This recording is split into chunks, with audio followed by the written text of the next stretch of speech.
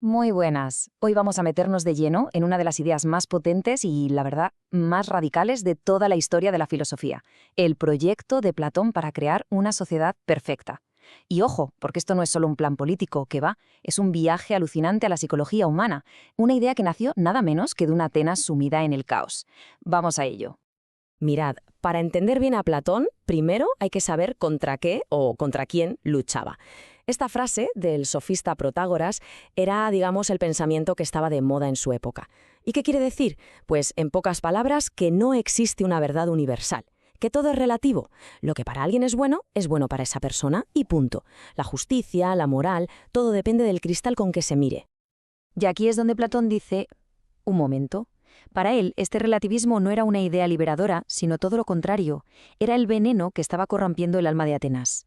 Porque, a ver, si no hay una idea clara y objetiva de lo que es justo, de lo que es bueno, ¿cómo narices se puede construir un Estado que sea justo de verdad? Imposible. Sería la ley del más fuerte, un caos total de intereses. Y es que hay que entender el contexto. La Atenas que vio Platón no era una ciudad idílica. Estamos a finales del siglo V a.C. y la ciudad venía de una guerra terrible, la guerra del Peloponeso, y vivía en una inestabilidad política brutal. Ese fue el caldo de cultivo en el que germinó todo su pensamiento. Y entonces llegó el golpe definitivo, la gota que colmó el vaso. Su maestro, Sócrates, al que Platón consideraba el hombre más sabio y justo del mundo, fue juzgado y condenado a muerte por la democracia de Atenas. Para Platón, aquello no fue un simple error. Fue la prueba irrefutable de que todo el sistema estaba podrido desde dentro, que la polis estaba enferma de muerte y necesitaba una cura radical. Una cura basada en la verdad con mayúsculas, no en las opiniones. Vale, la ciudad está enferma. ¿Y cómo se la cura? Pues aquí viene lo sorprendente del enfoque de Platón. No empieza hablando de leyes, ni de economía, ni de instituciones. No, empieza por nosotros, por el individuo.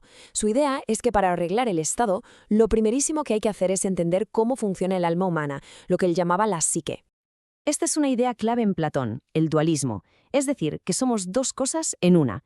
Por un lado está el cuerpo, que es como una cárcel temporal, material, que nos engaña con sus pasiones y sus deseos. Y por otro lado está el alma, la psique, que es nuestro verdadero yo. Es inmortal, es de naturaleza casi divina, y es la única parte de nosotros que puede llegar a conocer la verdad auténtica. Pero el alma no es algo simple, ¿no? Platón nos dice que está dividida en tres partes. Es como si dentro de cada persona hubiera un equipo de tres. En la cabeza tendríamos la parte racional, la que piensa, la que razona, la que busca la verdad. En el pecho, la parte irascible, que es la fuente del coraje, de la voluntad, de las pasiones nobles.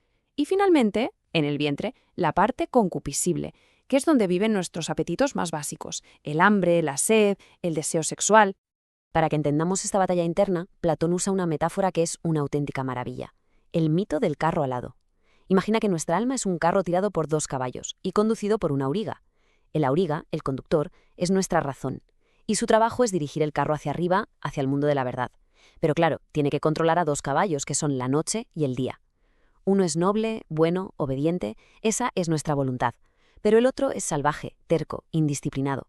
Esos son nuestros deseos, que siempre intentan tirar del carro hacia abajo, hacia la tierra, hacia el placer fácil e inmediato. Esa es la lucha constante que tenemos dentro. Y aquí está la clave de todo. Para Platón, ser una persona justa, ser una buena persona, no es ni más ni menos que conseguir la armonía entre estas tres partes. Es lograr que el auriga, la razón, lleve las riendas con firmeza, que el caballo noble, la voluntad, le obedezca, y que el caballo salvaje, los deseos, esté bajo control. La justicia, en el fondo, es orden interior. Y ahora atención, porque viene el gran salto mortal de Platón. Una vez que ha definido cómo es un alma justa, va a usar exactamente ese mismo esquema, ese mismo plano, para diseñar cómo tiene que ser un estado justo. El concepto clave para entender esto es una palabra un poco rara: isomorfismo. Iso significa igual y morfismo significa forma. La idea de Platón es que la estructura de la ciudad ideal, de la polis, tiene que ser una copia a gran escala, un reflejo magnificado de la estructura del alma. La ciudad es, literalmente, el alma humana en grande. Y la correspondencia es perfecta, 1:1. La parte racional del alma, la cabeza, se corresponde con la clase social de los gobernantes filósofos, y su virtud tiene que ser la sabiduría. La parte irascible, el pecho, se corresponde con los guardianes, los guerreros, y su virtud es el valor. Y la parte de los apetitos, el vientre, se corresponde con los productores, agricultores, artesanos, comerciantes, cuya virtud es la templanza, la moderación. Y a este sistema de gobierno, Platón le da un nombre: sofocracia. Viene del griego sofía, que es sabiduría, y kratos, que es poder, o sea, el gobierno de los sabios. ¿Y por qué? Porque para Platón, gobernar no es un juego, no es cuestión de ser popular o de tener dinero, es una ciencia. Y solo los que han dedicado su vida a estudiar la verdad, los que conocen la idea del bien, o sea, los filósofos, están realmente capacitados para dirigir la ciudad. Pero, ¿qué pasa cuando esta armonía tan perfecta se viene abajo? Platón no solo nos pintó el ideal, sino que también fue muy lúcido analizando cómo y por qué los gobiernos se corrompen. Y en ese análisis vemos cuál es el precio que se paga cuando nos alejamos de la razón. Platón nos describe una especie de cascada, una degeneración paso a paso.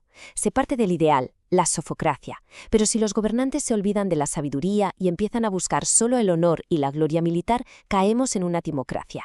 Y si luego el honor se sustituye por el afán de acumular riqueza, tenemos una oligarquía. A esta le sigue la democracia, que para Platón era el caos, el gobierno de una libertad sin límites donde cada uno hace lo que le da la gana. Y ese caos, según él, abre la puerta a lo peor de lo peor, la tiranía, donde gobierna el deseo más bruto y descontrolado de un solo hombre. Al final, como vemos, todo vuelve a la misma idea central. La justicia, con mayúsculas, es la virtud más importante de todas. Pero no es una virtud más, es la consecuencia de que todo esté en su sitio.